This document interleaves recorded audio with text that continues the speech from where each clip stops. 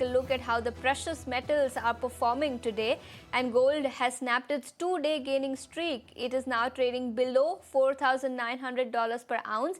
Remember, it is down 2% in trade today.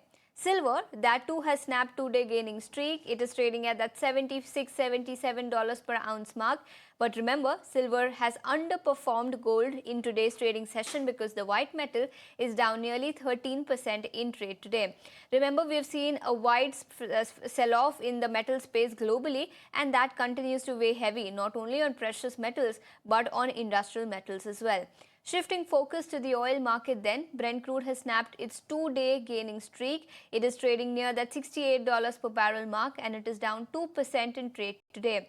Remember, geopolitical tensions, there's a lot of volatility on that front. Iran has now confirmed talks with US that are scheduled to happen on Friday, and that is providing some relief to the global oil market, and that is precisely the reason Brent crude is sitting with a cut of nearly 2% in trade today.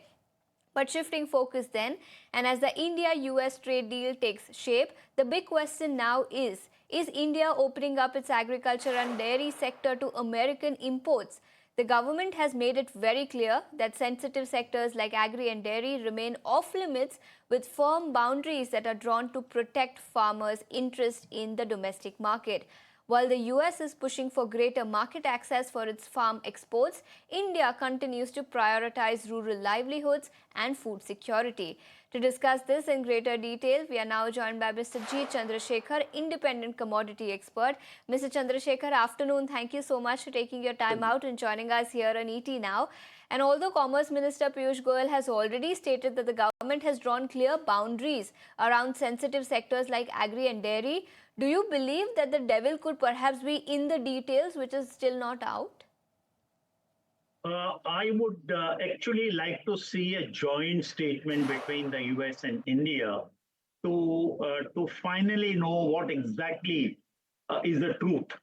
I'm saying this because we've heard statements from India, we've heard statements from the US and tweets from the US, etc. But there is still a certain gray area which is unclear, at least to me and to a very large number of people like me. There is a gray area.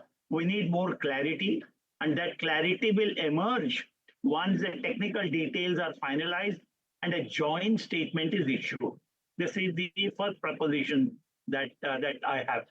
Number two, your question was very clearly on agri sector, whether it will impact India's agri and dairy sector. Obviously, the devil is in the details, as you mentioned yourself. We need to know very clearly what the details are, number one.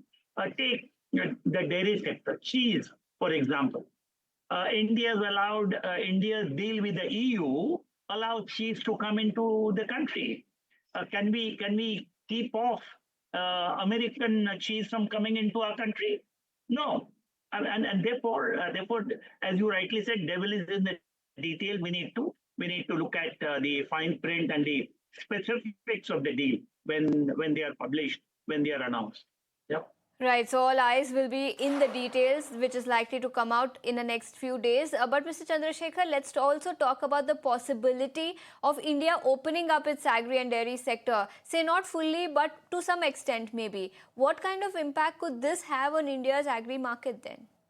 Right. See, to some extent is a very subjective statement, number one. Number two, okay, we kind of slightly liberalize our import. Okay, let's accept that.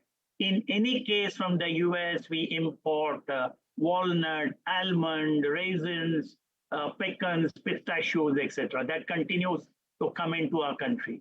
Cotton, we import on a fairly substantial scale into our country.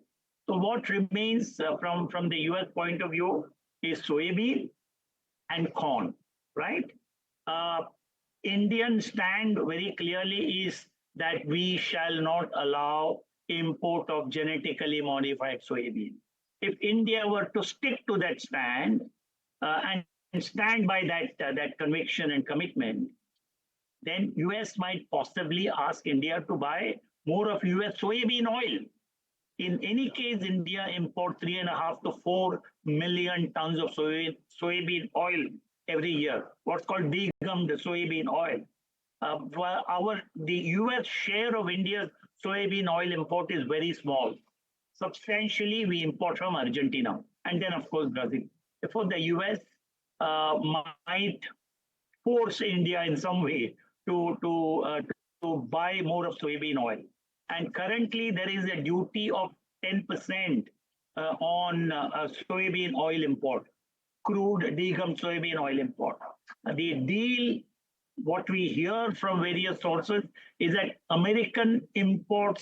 the import of American goods into India will be duty free, which means will American soybean oil come to India at zero duty? And same oil, soybean oil from Argentina will attract 10% duty. We still don't know. We need to wait for that information or specific information. Next, we go to corn. Corn, obviously, America produces massive quantities of what is called BT corn, which is genetically modified corn. Our stand has been very clear: we shall not allow import of corn for human consumption. Will the government of India allow corn for ethanol purposes? Because we are diverting a huge quantity of domestically produced maize for production of ethanol. Would the US succeed in forcing India to import corn only for ethanol purpose? We don't know. And if it is for ethanol purpose, then it should be allowed only under the actual user condition. Right. So those ethanol producers may be allowed. So there are a lot of question marks, a lot of uncertainties, gray area, as I call it. Right. Clearly, and therefore, I think we need to wait. Clearly, there's a lot of uncertainty, a lot of unanswered question, and perhaps once we have the fine print, we will probably be able to dissect and analyze that further. I have spoken about it probably in this channel itself, and I've written some blogs saying even if the government of India does not allow soybean import, we are importing 4 million tons of soybean oil, which is actually equivalent to 20 million tons of soybean. But even if we were to prohibit import of soybean from the US, I strongly feel we should import the technology from the US to produce the same ready Roundup soybean within our country, because weeds are a big problem for soybean within India. That is why our yields are very low, stagnated at close to 1,000 kilograms per hectare. We need to break out of that. Our yields have not risen at all. And therefore, importing technology instead of the goods themselves would also make enormous amount of sense. Right. We'll touch base with you, Mr. Chandrashekhar, once again, once we have the fine print and once we are able to analyze the impact of this US deal on India's agri and dairy market going forward. Thank you so much for taking your time out and joining us here today. With that, it's a wrap on this edition of Commodity Central. But don't go anywhere. More news and updates will continue on the other side.